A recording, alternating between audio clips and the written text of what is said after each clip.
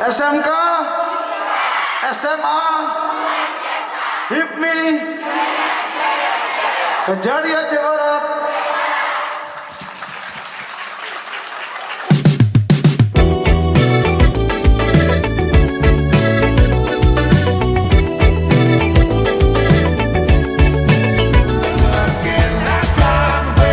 Kami buka pertandingan lomba tari ranok perempuan, kemudian lomba pidato anti korupsi, dan lomba pidato anti narkoba se-SMK, SMA, SLB se-Kabupaten Aceh Barat.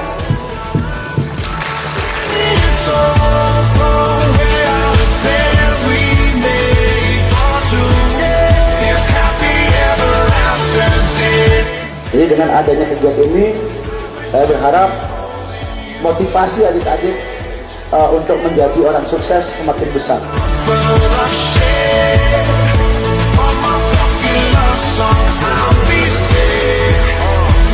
Dengan adanya kolaborasi positif antara Kecap Din Aceh Barat dan Kejari Aceh Barat dan bersama HIPMI Aceh Barat, dan generasi muda harus membentengi dirinya agar tidak berperilaku koruptif, pemuda berperan aktif sebagai kekuatan moral, kontrol sosial, dan agen perubahan dalam segala aspek pembangunan nasional.